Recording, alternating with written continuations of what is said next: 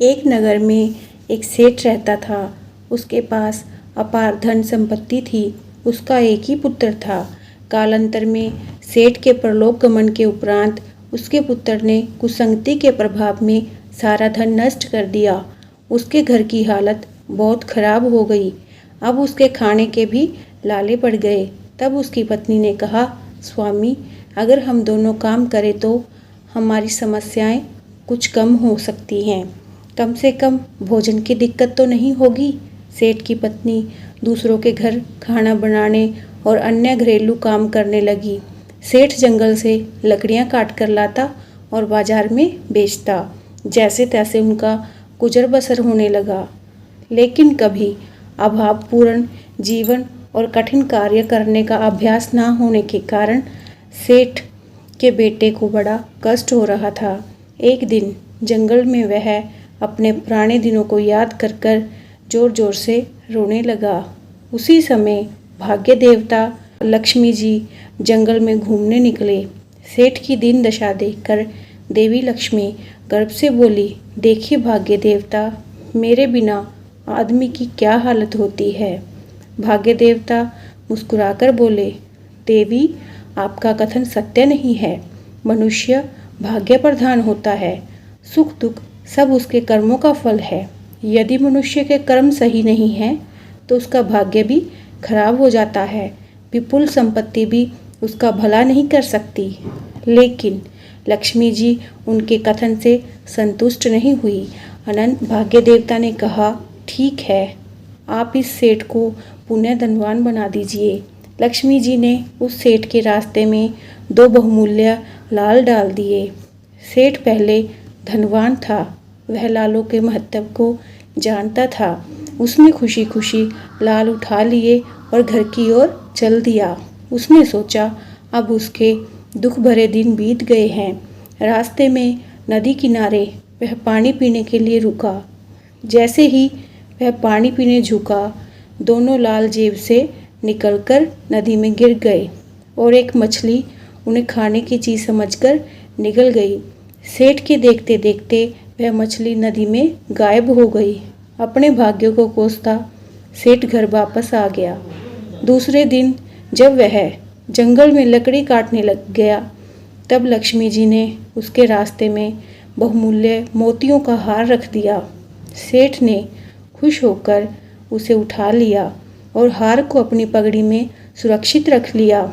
आज फिर वह पानी पीने के लिए नदी के किनारे पर गया, लेकिन सावधानीवश उसने पगड़ी उतारकर किनारे पर ही रख दी और पानी पीने लगा। भाग्य का खेल देखिए कि उसी समय एक चील पगड़ी को हार समेत लेकर उड़ गई। सेठ फिर खाली हाथ रह गया। अगले दिन लक्ष्मी जी ने उसके रास्ते में सोने की अशर्फियों से भरी थैली रख दी।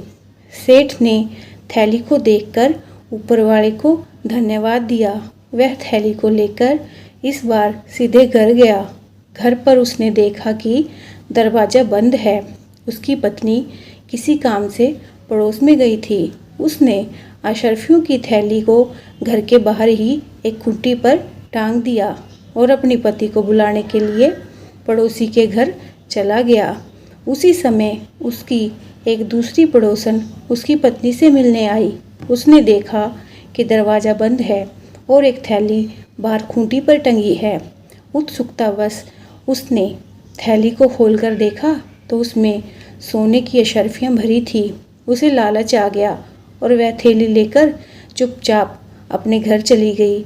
सेठ जब पत्नी के साथ घर वापस लौटा तो थैली गायब देखकर उसने अपना माथा पीट लिया। लक्ष्मी जी ने जब देखा कि उनके सारे प्रयास व्यर्थ हो गए तो उन्होंने भाग्य देवता से कहा कि अब आप प्रयास करिए। भाग्य देवता बोले, अब देखो मैं किस तरह इसकी काया पलट करता हूँ। अगले दिन जंगल में जाते समय भाग्य देवता ने सेठ के रास्ते में 2 पैसे डाल दिए। सेठ ने पैसे उठाकर जेब में रख लिए। नदी किनारे मछुआरे मछली बेच रहे थे। सेठ ने 2 पैसों की एक मछली खरीद ली। उसके बाद वह लकड़ी काटने के लिए एक पेड़ पर चढ़ा। वहाँ एक घोंसले में उसे अपनी पगड़ी दिखाई दी।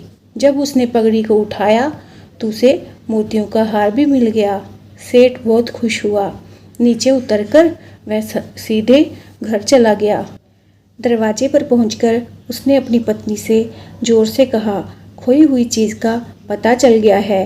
उसकी पड़ोसन ने जब ये सुना तो वह घबरा गई। उसने सोचा कि थैली की चोरी की बात इन्हें पता चल गई है। वह डर गई। उसने सोचा कि यदि इन लोगों ने राजा से शिकायत कर दी तो उसे दंड मिलेगा। इसलिए पड़ोसन ने चुपके से जाकर वह थैली उनके आंगन में गिरा दी। थैली पाकर सेठ दंपत्ति बहुत खुश हुए। खाना बनाने के लिए जब सेठ की पत्नी ने मछली को काटा तो उसके पेट से 2 लाल निकले। अब तो उनकी खुशी का ठिकाना नहीं रहा। उनके पुराने दिन लौट आए। सेठ दंपत्ति सदाचरण करते हुए सुखपूर्वक जीवन व्यतीत करने लगे। यह प्रेरणादायक कहानी शिक्षा देती है कि धन का अपव्यय नहीं करना चाहिए, साथ ही भाग्य युक्त पुरुषार्थ ही सफलता देता है। अन्यथा मिला हुआ धन, वैभव, सुख आदि व्यर्थ ही है। रामचरितमानस में भी लिखा है।